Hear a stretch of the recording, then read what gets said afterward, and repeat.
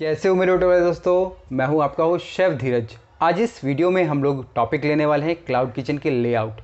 Simple सरल भाषा में बोले तो आपके क्लाउड किचन का नक्शा, जो कि बहुत ज़्यादा ज़रूरी होता है।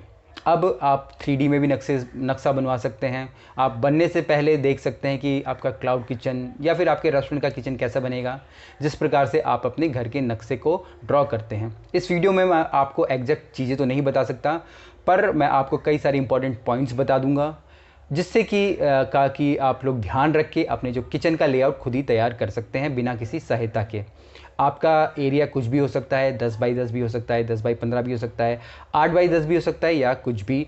पर जो बेसिक चीज़ें होती हैं वो आपको ध्यान रखनी है, उनके बारे में हम लोग बात करेंगे। जिस प्रकार से पहले हमारे बड़े बड़े घर होते थे, हमारे पास सेपरेट टॉयलेट होता था, सेपरेट बाथरूम होता था, हमारा किचन सेपरेट होता था, हमारा पूजा घर सेपरेट होता था, हमारे डाइनिंग रूम, हमारे हमारे जो गेस्ट रूम, सब कुछ अलग होता था। पर जैसे जैसे जगह की कमी होती गई, घर छोटे फ्लैट्स में कन्वर्ट हो गए। उसी प्रकार से जब वो रेस्टोरेंट्स होटल्स होते थे, होटल से रेस्टोरेंट आए, अब रेस्टोरेंट से वो क्लाउड किचन में श्रिंक हो गए हैं। पर वो सारी फैसिलिटी यहाँ पे भी उपलब्ध होती थी, रेस्टोरेंट्स में भी उपलब्ध होनी चाहिए, और वही अब होटलों में भी उपलब्ध होती है। तो सेम चीज़ वही है, बस उनका साइज़ छोटा हो जाता है और जो हमारे काम करने का तरीका वो थोड़ा बदल जाता है। अब हम ये लेआउट क्यों बनाएं? सबसे पहले बात है कि हमारी सहूलियत के लिए, जो भी उसमें काम कर रहा है उसकी सहूलियत के लिए, जो भी कोई डिलीवरी बॉयज़ आएगा उसकी सहूलियत के लिए।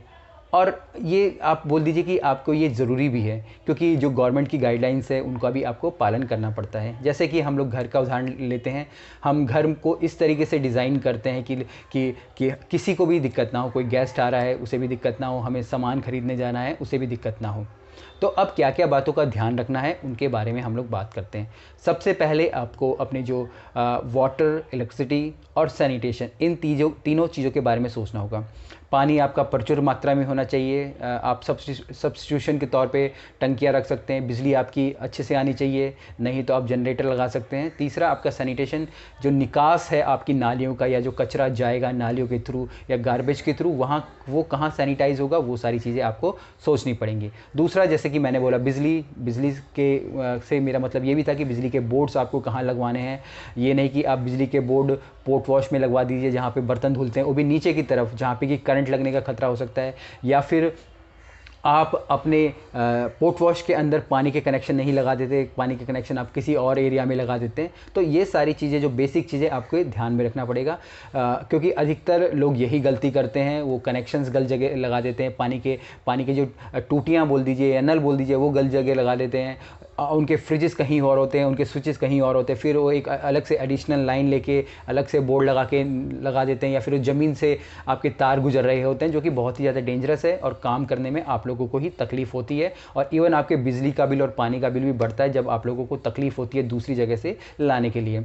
तो ये सारी हमारी बेसिक चीज़ें जो मैंने आपको बता दी। दूसरा, आपको हमेशा कोशिश करना है 2 दरवाजे रखने हैं। आप एंट्री एग्जिट बोल सकते हैं, आप गेट नंबर 1 2 बोल सकते हैं, गेट नंबर ए बी, जो भी आप उसको नाम रखना है रख सकते हैं। अब इसमें से एक गेट में जो कि आपकी एंट्री होगी, वो होगी आपके सारे सप्लायर्स की, जो कि आपके लिए सारे जो रॉ मटेरियल ला रहे हैं, आपके स्टाफ की एंट्रीज होगी। दूसरा जो गेट होगा, वहाँ पे सिर्फ आप लोग वही एंट्री कर पाएंगे जो कि आपके डिलीवरी बॉयज़ हैं, स्विगी, जोमेटो, या कोई आपसे जब मिलने आता है। बेसिकली ये एक अच्छा भी लगता है कि जब हम लोग दोनों एंट्रीज अलग रखते हैं। दूसरा ये भी होता है कि जब आपके सामान सप्लाईज आती हैं, कभी फल आ रहे हैं, कभी सब्जियाँ आ रही हैं, कभी चिकन आ रहा है, मीट आ रहे हैं, तो एक ही दरवाजे पर सब भीड़ लग जाती है। हो सकता है कि कोई डिलीवरी बॉयज़, मैं ये नहीं कहूँगा कि वो लोग इस तरीके से करते हैं, कोई भी कर सकता है, उनके अलावा वो चीज़ें ले जाएं और आपको पता ही ना चले। और या फिर ये भी हो सकता है कि भैया कि कुछ आपके सैनिटेशन इश्यूज़ आ जाएं, तो बेटर होगा कि आप एक दूसरा अलग गेट से उनकी एंट्री रखिए। और ये भी है कि अगर आपके किचन में मान लीजिए आग लग जाती है, कुछ भी तरीके का हादसा हो जाता है, तो एटलीस्ट 2 दरवाजे होते हैं आपको भागने के लिए, फ्रंट का और बैक का। आप दरवाजे कैसे भी रख सकते हैं, आमने सामने रख सकते हैं, आगे पीछे रख सकते हैं, दाएं बाएं रख सकते हैं, वो आपके ऊपर है, जो भी पॉसिबिलिटीज़ हो। अब जो भी लेआउट जो नक्शे की बात कर रहे थे उसमें सबसे पहला आपको क्या ध्यान रखना है, सबसे पहला आपका एरिया होगा रिसीविंग का। रिसीविंग आप किसी भी गेट के साथ अंदर या बाहर रख सकते हैं। इस रिसीविंग में आपकी वो सारी चीज़ें रिसीव होंगी, चाहे वो मीट हो, नॉनवेज हो, सब्जियां हो, और वो यहीं पे धुल के नेक्स्ट आपके एरिया में जाएंगी। आप इस एरिया में आप अपने सिंक लगा सकते हैं, अपना वेइंग स्केल रख सकते हैं, अपने एक छोटा सा ऑफिस टाइप से बना सकते हैं। अब यहाँ से जो भी सामान आ रहा है अब उसकी लिखत पढ़त करके उसको नेक्स्ट जगह भेज देते हैं, जिसको कि हम लोग स्टोरिंग बोलते हैं। अब इस स्टोरिंग के अंदर आपके जो भी सामान धुल के वो इकट्ठा हो जाएगा। अब इस स्टोरिंग डिपार्टमेंट में आपके जो इक्विपमेंट्स होंगे वो आपके फ्रिज होंगे, फ्रिजेस होंगे, या आपका रैक होगा, क्योंकि जो फ्रोज़न आइटम होगा वो आपके फ्रीज़र में चला जाएगा, जो भी सब्जियां होंगी वो फ्रीज़र में चली जाएंगी, जो भी ड्राई आइटम होगा आपका आटा, दाल, चावल, चीनी या टिन के आइटम वो आपके नॉर्मल जो स्टोर होते हैं वहाँ पे चले जाएंगे। अब इसके बाद जो नेक्स्ट आपका जो एरिया आएगा वो हो गया आपके प्रोसेसिंग का। अब इस एरिया में आपका चिकन भी कटेगा, आपकी मच्छी भी कटेगी, आपका वेजिटेबल कटेंगी, जो भी आपको काटना है। आपके यहाँ पे जो प्रोसेस हो रहा है या आप बोलते हैं मीज़ा प्लस हो रहा है, तो यहाँ पे आपको ज़रूरत पड़ेगी टेबल की और फ्रिजेस की, जिसमें कि आप अपना सामान काट के रख सकते हैं। यहाँ पे एरिया को आप डिवाइड भी कर सकते हैं वेज नॉन वेज में, जैसा भी आप करना चाहें। इसके बाद जब ये सब आपका हो जाएगा, जो नेक्स्ट एरिया आपका आएगा वो आएगा आपका किचन। यहाँ पे आप सारा खाना बना सकते हैं। तो यहाँ पे आपकी मेन गैस रेंजेस होंगी, आपका सिलेंडर हो सकता है, उसके बाद आपकी कुकिंग रेंज जैसे कि मैंने बता दिया, आपके डीप फ्राइड फायर हो गया, साथ में आप माइक्रोवेव आप लगा सकते हैं या कोई और इक्विपमेंट जो कि आपके काम के लिए ज़रूरी है। तो यहाँ पे मेन आपकी कुकिंग होगी। फिर इसके बाद जो नेक्स्ट एरिया आएगा वो आएगा आपके पोट वॉश का। जब भी आपके बर्तन यहाँ पे गंदे होंगे आप उनको गंदे करके उनमें खाना बना के जो नेक्स्ट एरिया है हमारा पोट वॉश का, आप लोग वहाँ दे देंगे ताकि वहाँ वो धुल सके। और ये पास में ही रखा है क्योंकि गंदे बर्तन सीधा पोट वॉश में डालने चाहिए। ये नहीं कि आपका पोट वॉश यहाँ है फिर आप बर्तन लेके आधा किलोमीटर दूर जा रहे हैं।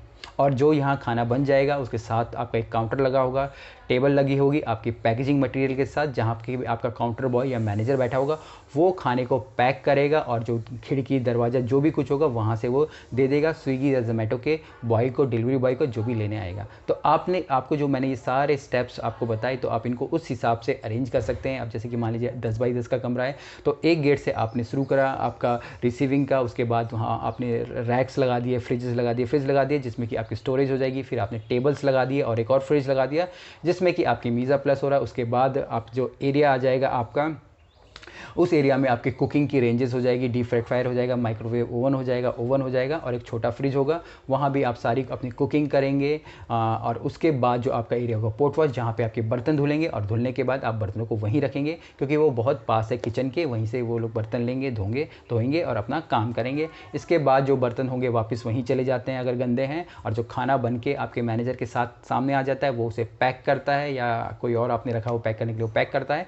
उसके बाद उसको आप जो डिलीवरी बॉय आता है उसको दे देते हैं। तो इस प्रकार से आपको पूरे किचन का एक लेआउट रेडी करना है ताकि आपका जो काम हो, पूरा वर्क फ्लो हो, बिल्कुल स्मूथ चले, किसी भी प्रकार की दिक्कत ना हो। और जो कि मैंने आपको ये पानी और बिजली और ये तीनों कनेक्शंस बताए और सैनिटेशन का बताया, इनका ध्यान जरूर रखिएगा क्योंकि यही नहीं तो काफ़ी दिक्कत देते हैं। कभी आपकी पाइपलाइन ख़राब हो जाती है, सड़ी बदबू आपके किचन में से आने लगती है जो कि बॉडी ही गंदी होती है। तो चलिए, छोटी सी वीडियो नहीं, लगभग 8 मिनट की हो गई है। कोई भी क्वेश्चन हो मुझे बता देना। फिर मिलते हैं एक नई वीडियो में, तब तक के लिए जय हिंद।